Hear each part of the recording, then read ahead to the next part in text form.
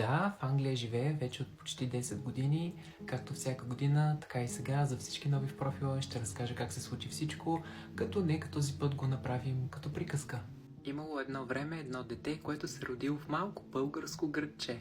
Расло детето весело и пъстро като цвете, докато един ден не се сблъскало с хорската омраза, удобно свила гнездо в малкия град. Детето си казало, че щом може, веднага ще избяга от родината си, когато порасне и никога няма да се обърне назад. Да, детето било чувствително и имало големи мечти. Обичало да рисува, да се превъплъщава в роли и то още от малко.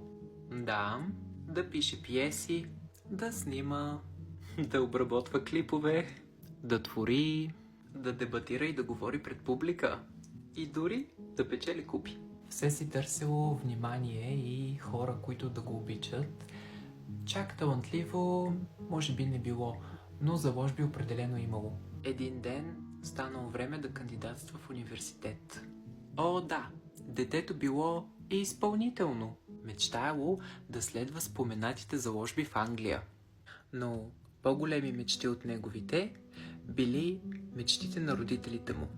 Един ден те задружно тропнали с крак в коридора и креснали. Ако искаш да учиш в чужбина, пари давам само за фармация.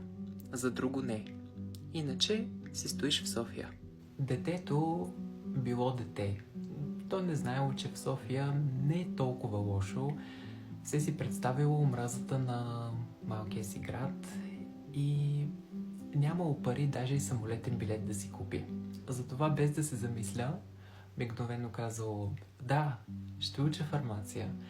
И то даже с усмивка, за да усмири яростта на родителите си, които за първи път виждат някакво упорство в иначе хрисимото си дете. Всичко щяло да направи само и само, за да излезе от България. Повтарям, детето било дете. Взело то парите на родителите си, наполовина огорчено, но и наполовина благодарно, защото след 18 на никой не му е длъжен и оценило тази подадена ръка, но си обещало, че един ден, ако успее наистина да стане фармацевт, първо тези пари ще върне. И една нощ заминало от малкото си село и пристигнал в Англия.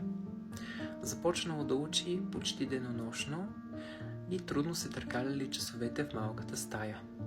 Освен нея, друго много не видяло от Англия. След лекции ходило да чисти богатите къщи, хотели, да работи на стадион и какво ли още не през годините. Все пак се опитвало да харчи колкото се може по-малко. Макар левовете да били хиляди, в английска заплата паундите били средната заплата за няколко месеца. И един ден завършило. Тихо, в пандемията, затворило лаптопа след последния си изпит, а после излезнал пред вкъщи, за да си снима сето тази шапка, поръчана от eBay. Това не е церемония. Отзад е квартирата. Това било изпълнено. Изкарало необходимия стаж и на 5-та година се лицензирало като магистър-фармацевт. И както си било обещало, в един ден, когато получило 3-та си заплата като фармацевт, детето влезнало в телефона си и с 2 бутона върнало парите на родителите си. Вече детето могло да живее мечтите си, но пък вече не му се и мечтало, защото по пътя се превърнало в един обикновен, уморен възрастен. Фармацията се оказала аквариум с акули.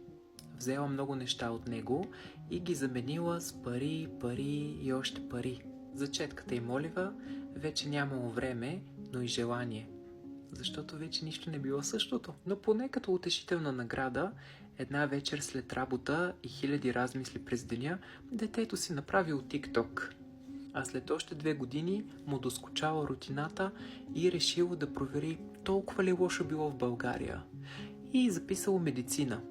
Да пътува всяка седмица, да си сверява часовника, да си стимулира мозъка. Да. Та, за всички нови, които ме питате, в Англия живея по принцип, и за всички други, които сте ме питали, но не съм разказвал много, така избрах и специалността и пътя, по който да дойда в тази страна. В днешното видео превръщам един от вашите домашни любимци в глинена фигурка. Както може и да знаете, наскоро обявих giveaway, в който казах, че ще направя едно от вашите животинчета в глинена фигурка и ще ви го подаря. Като условието беше да качите снимка на ваш домашен любимец в коментарите, да кажете как се казва и защо го обичате. Победителят в този giveaway е Мартина Димитрова. Мартина качи своето кученце Кая и казва, че я обича, защото винаги я посреща с радост, дори след най-дългия ден. Какво по-хубаво от това? Хайде да я направим във фигурка. Хора, инструментите, с които ще работя, са просто ето тези три: дървената шпатула, топчестия навръхник и тази глина, която си купих от книжарницата в България, защото моята, която бях донесъл от Англия, я отворих и беше мухлясала. Как може? Какво е това нещо? Така че за първи път работя с тая, защото онази в комплекта не беше вред. Както видяхте, първата работа ми беше да направя едно топче, след което да штрихирам къде ще бъде главата и сега с дървената шпатула от тук там заформям очите и моста на носа. Общо взето, след това с топчестия навръхник заглаждам самите ръбчета. На 2 на 3 правя 2 уши и ги слагам така както знам, просто се опитвам да ги слея с вече каквото се е оформило като глава. Слагам двете очи от тук и от там и след това намокрям едно малко топче, за да залепне. То ще служи за нос. Штрихирам къде ще бъдат краката, горе-долу, не че ще се виждат. Също така, моля ви се, имайте доверие в резултата. Изглежда малко по-добре накрая, отколкото сега.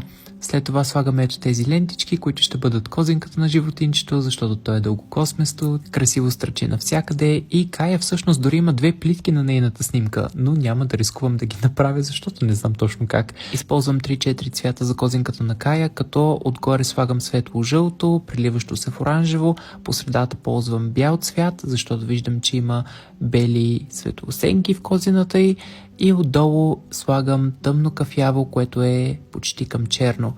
Това е омбрето на Кая. Доста красив цвят и общо взето след това слагам очите. И накрая, разбира се, малкият детайл, по една светлосянка във всяко оченце, така че да има блясък на животинчето, както то носи блясък в очите на Мартина. Хоп-хоп и е готово. Това е крайният резултат. Мартина, ако ти харесва, пиши ми и ще ти го изпратя. А на всички вас благодаря, че гледахте. Благодаря отново на всички, които се включих в този мини конкурс. Беше голямо удоволствие да видя вашите сладки животинки, да прочета историите ви и също така беше доста трудно да се избера животинче. Така че, моля, не се сърдете, ще има и следващ път. Коментирайте дали резултата ви харесва и дали искате пак да направя такъв giveaway. Чао! Друг въпрос, който често сте ме питали, е как съчетавам работа и университет в 2 различни държави, какво правя и как се случват нещата. Значи, опитвам се. Това е на теория, разбира се, на практика не всяка седмица тече по този начин, но това е, което се опитвам, ключовата дума, с цел да усъвместя факта, че половината ми живот в момента е в Англия и другата половина в България всяка седмица и двете половини текат със съвсем различни динамики.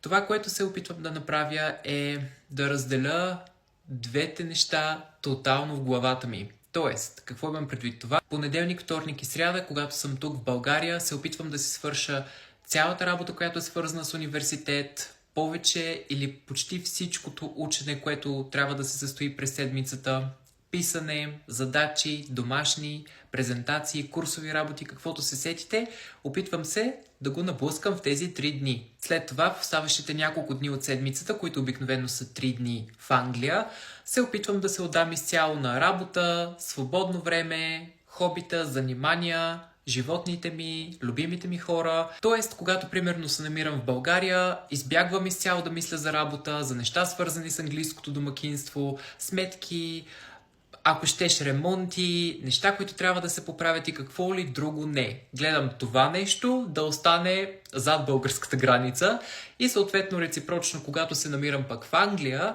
избягвам да действам твърде много за университета, т.е. твърде много учене, правене на презентации и така нататък. Всичко това пък гледам да си е свършено тук.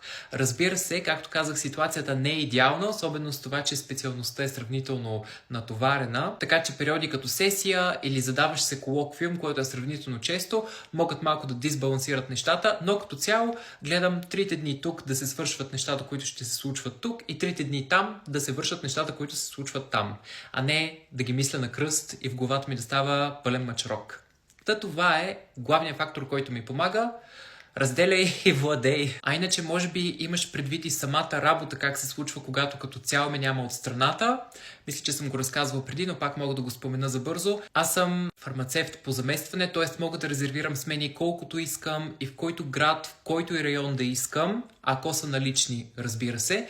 Така че лятото гледам да имам повече работни дни, докато през годината работя примерно ден или 2 от седмицата, т.е. дните, които съм в Англия. А на въпроса дали съм решил какво ще специализирам, не. Не, имах идеи като малък, но когато пораснах, не. Така че съм отворен към вашите предложения. Шегувам се, разбира се, има много време, ще видим първо дали ще завърша, камо ли после за специализация. Има време.